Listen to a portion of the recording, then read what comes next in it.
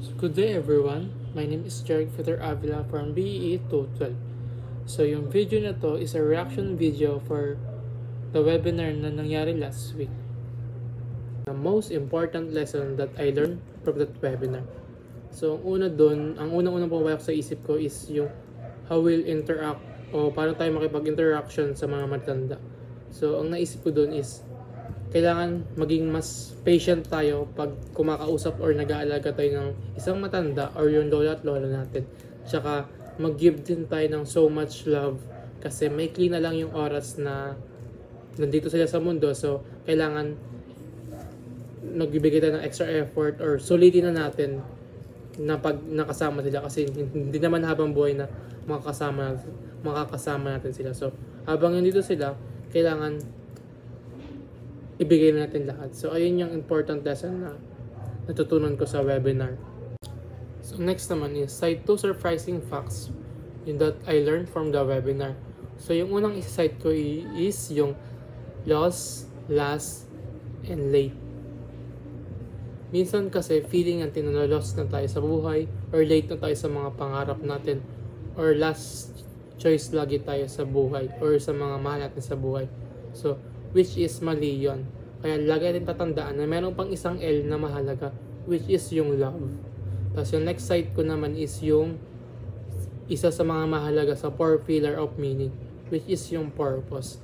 So, bakit purpose yung binigay kong example? Kasi yung purpose yung palagi pa rin pumapalok sa isip ko kasi hinahanap ko pa rin kung anong purpose ko sa buhay. So, still na naghahanap pa rin ako ng purpose sa buhay. Kaya siya yung mabibigay kong surprising facts or site sa webinar na ito.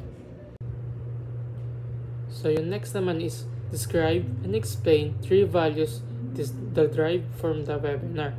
So yung mga values na may nakita ko dun is yung una is dapat daw si God palagi yung sinisik natin for help. So always centered the God sa mga problema natin. So okay yun kasi mas nagiging balance tsaka mas lumalakas yung spiritual natin pag lagi tayo nakatuon kay God.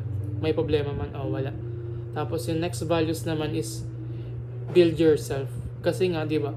Pag na-build mo yung sarili mo mismo, makakapagbigay ka ng love o makakapag-reciprocate ka ng love sa kahit sino. Tapos yung pangatlo naman is yung pakikipagkapwa.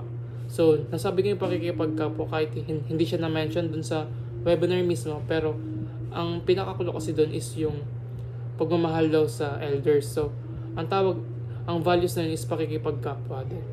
So, mahalaga din yan para magkaroon tayo ng care tsaka patience sa ibang tao kahit hindi siya matanda. So, yung last part naman is share 4 specific and personal commitments you intend to do as a result of the webinar. So, yung unang gagawin ko or commitment na gagawin ko is mas magiging patient ako sa mga matatanda o sa mga elders. Dahil kasi lately nararamdaman ko na impatient ako sa lahat ng bagay or sa kahit ng sino. Tapos next naman is magigive time ako lalo sa mga mahalagang bagay na meron sa aking halaga or meron sa akin na ambag sa buhay ko. Tapos yung third thing naman is yung webinar na yun is i-share ko pag naging teacher na ako or sa mga student ko i-share ko siya para mas marami pang makaalam ng values na mga natutunan ko doon or yung mga idea na dapat nilang malaman about sa spiritual and elders. Tapos yung lastly naman is mas magiging committed pa ako kay Lord or kay God or sa Creator natin para mas tumibay yung spirituality ko sa sarili ko or sa buhay ko. So yun lamang po at maraming salamat sa inyong pakikinig.